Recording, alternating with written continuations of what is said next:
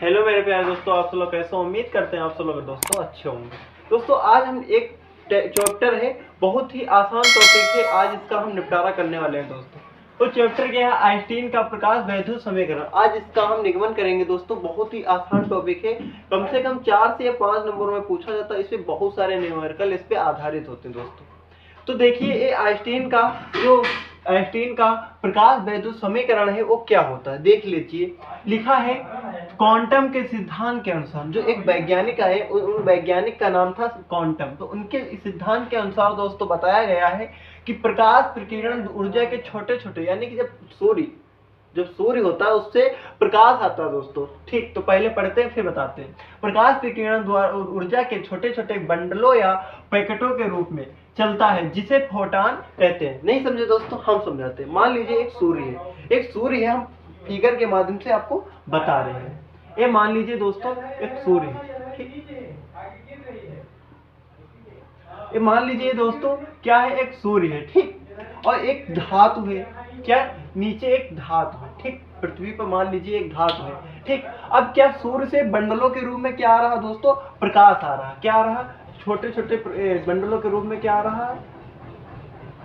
प्रकाश आ रहा।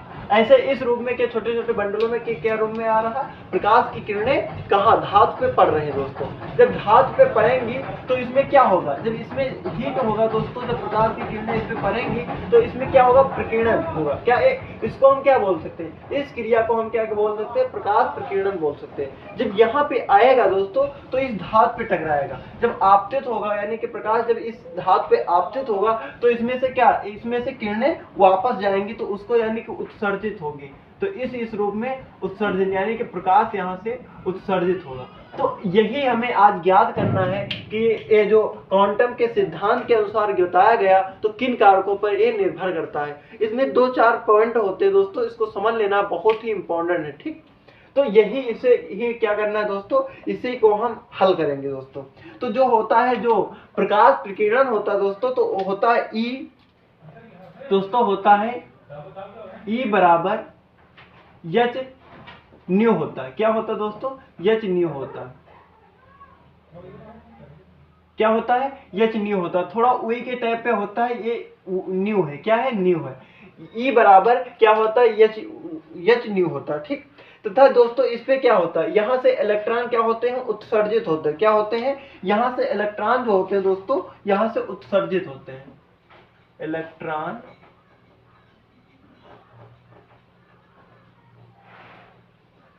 उत्सर्जन। यहाँ से दोस्तों क्या होते हैं? यहाँ से जो इस पे मतलब प्रकीर्णन, जब यहाँ से प्रकाश इस धातु पे पड़ेगा तो यहाँ से उत्सर्जन, इलेक्ट्रॉन जो होंगे दोस्तों वो उत्सर्जन हो जाएंगे। तो इसी के आधार पे दोस्तों हमें आज पढ़ना है। बहुत ही आसान टॉपिक है, इसको इग्नोर नहीं करना है, क्योंकि 4 से 5 नंबर में आपको देके ही जाएगा, ठीक। तो देखिए क्या लिखेंगे फोटॉन की ऊर्जा, लिखेंगे फोटॉन की ऊर्जा, फोटॉन की ऊर्जा को क्या को 2 रूपों में खर्च किया जाता है। फोटॉन की ऊर्जा को 2 रूपों में खर्च किया जाता है।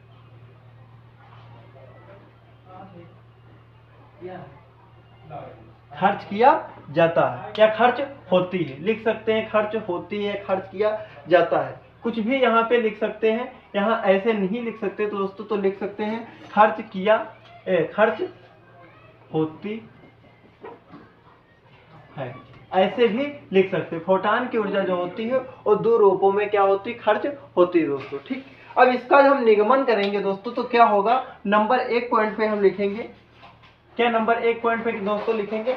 नंबर 1 पे कुछ ऊर्जाकार, जो यहाँ से प्रकाश विकीर्ण होगा तो यहाँ से कुछ नियम बनेंगे, तो उसको हम लिखेंगे। यहाँ पे पॉइंट डालेंगे। एक तो लिखेंगे कुछ ऊर्जा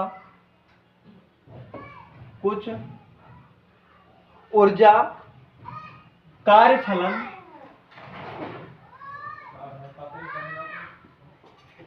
कुछ ऊर्जा कार्यफलन के लिए खर्च होती है, के लिए खर्च होती है। अब दोस्तों ये कार्यफलन क्या होता है, जिसे मान लीजिए यहाँ से जब यानी कि जब यहाँ से प्रकाश आएगा तो इस कुछ रूपों में क्या होगा, एक विखंडित हो जाएगा यानी कि उत्सर्जित हो जाएगा, तो वही होता है कार्यफलन। ठीक, तो कुछ ऊर्जा कार्यफलन के लिए खर्च होती है, तो हो जाएगा दोस्तों, हो जाएगा W नॉट बराबर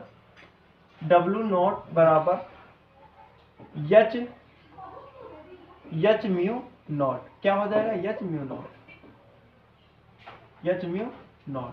तो एक समीकरण क्या हो जाता है दोस्तों, समीकरण फर्स्ट हो जाता है। नंबर 2 पॉइंट क्या होता है,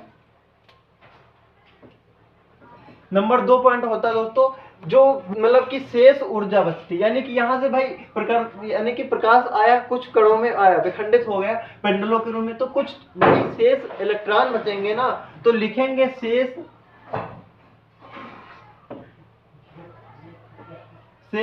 ऊर्जा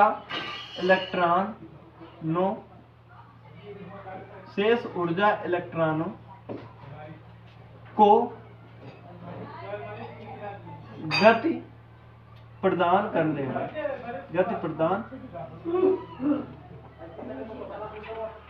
में खर्च होती है।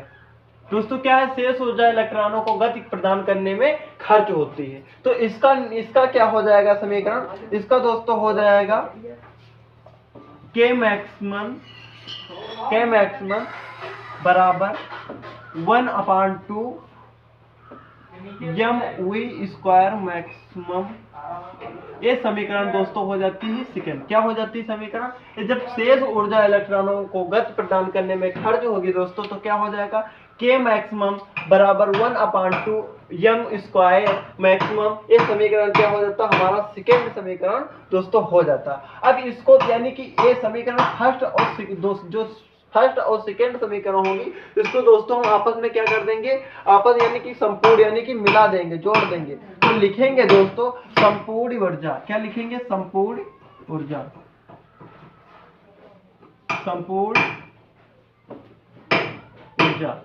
लिखेंगे दोस्तों, संपूर्ण ऊर्जा। तो देखो यहाँ से E है, क्या E न्यू होता है, क्या होगा दोस्तों, होगा E बराबर, देखो यहाँ से E बराबर यानी कि E यहाँ से ले लिए, देखो ये वाला यानी जो थर्ड हो तीनों होंगी, इसको हम आपस में लिख लेंगे। तो E बराबर क्या हो जाएगा, W नॉट प्लस, देखो W नॉट यहाँ से ले लिया और K मैक्सिमम हो जाएगा, यहाँ से K मैक्सिमम दोस्तों A हो जाएगा। ठीक, अब क्या होगा, यहाँ से भाई E का मान कितना है, E का मान है एच न्यू है, क्या है दोस्तों, एच न्यू है, तो क्या हो जाएगा, एच न्यू हो जाएगा, क्या हो जाएगा, एच न्यू बराबर, अब W नॉट का मान कितना है, एच न्यू नॉट, क्या है, एच न्यू नॉट। अब देखो K मैक्सिमम का मान कितना है, K मैक्सिमम का मान है K मैक्सिमम का मान कितना है, 1/2 m/v² मैक्सिमम। तो ये तीनों का मान दोस्तों हो जाएगा। अब इसको यदि हम यानी कि सही तरीके से लिखेंगे तो क्या, इसको हम इधर यानी कि 1 लिखेंगे दोस्तों, 1/2 m/v² मैक्सिमम, m/v² मैक्सिमम, हाँ मैक्सिमम। अब देखो बराबर है, इसको हम इधर लिख लेते हैं और इसको हम उधर कर देंगे तो क्या हो जाएगा, माइनस में हो जाएगा। तो ये दोस्तों हो जाएगा H new minus H new not हो जाएगा, क्या हो जाएगा, एच न्यू नॉट हो जाएगा, एच न्यू नॉट हो जाएगा दोस्तों। ठीक, अब यहाँ पे सही करेंगे तो क्या हो जाएगा दोस्तों, हम यहाँ पे देख लेते हैं, जब इसको अब सही रूप में लिखेंगे दोस्तों तो क्या हो जाएगा, 1/2, देखो 1/2 m/v² मैक्सिमम बराबर दोस्तों हो जाएगा एच। अब यहाँ कॉमन क्या है, देखो यहाँ पे दोनों जगह क्या है, दोनों जगह एच, तो हो जाएगा एच को हम बाहर निकाल लेंगे और क्या हो जाएगा, न्यू माइनस न्यू नॉट ऐसे हो जाएगा दोस्तों, क्या हो जाएगा 1/2 यम स्क्वायर मैक्सिमम बराबर क्या हो जाएगा एच। एच को हम बाहर निकाल लेंगे क्योंकि कॉमन है, और हम क्या लिखेंगे म्यू, तो यहाँ होगा न्यू, सॉरी यहाँ सही देखो वी की भात बनेगा दोस्तों, लेकिन वी होगा नहीं, ऐसे होगा ठीक, तिरछा होगा थोड़ा ठीक, ये म्यू नॉट है ठीक। तो ऐसे यही होता है आइंस्टीन का प्रकाश वैद्युत समीकरण। क्या होता है दोस्तों, आइंस्टीन का प्रकाश वैद्युत समीकरण, ये निकल के हमारा आ जाता है। इस पे बहुत सारे न्यूमेरिकल दोस्तों हल होते हैं ठीक।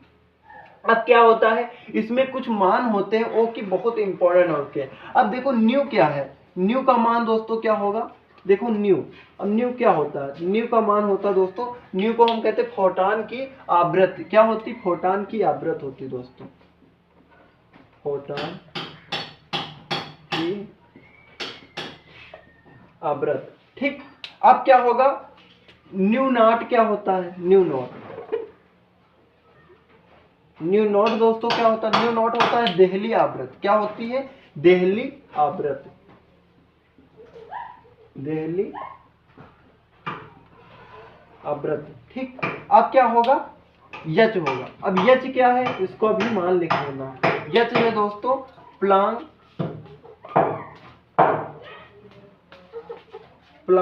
नियतांक, क्या है दोस्तों, प्लांक नियतांक, प्लांक नियतांक। अब इसका मान दोस्तों होता है कुछ, इसका मान होता है तो मैक्सिमम दिया जाता है, मैक्सिमम होता है 6 इंटू 6 होता है 10⁻⁻34 34 जूल प्रति सेकेंड होती है, क्या होती है 34 जूल प्रति सेकेंड दोस्तों होती है ठीक। अब देखिए दोस्तों जो होता है यम का मान कितना होता है, कितना, यम का मान कितना होता है भाई, यम को क्या कहते हैं, यम को दोस्तों कहते हैं इलेक्ट्रॉन का द्रव्यमान, क्या कहते हैं, इलेक्ट्रॉन का द्रव्यमान ठीक। अब दोस्तों होता है यम, अब देखो वी मैक्सिमम, जो देखो यहाँ पे वी मैक्सिमम दोस्तों ये क्या है, तो वी मैक्सिमम का भी लिख सकते हैं, वी मैक्सिमम का मान होता है दोस्तों इलेक्ट्रॉन का अधिकतम, इलेक्ट्रॉन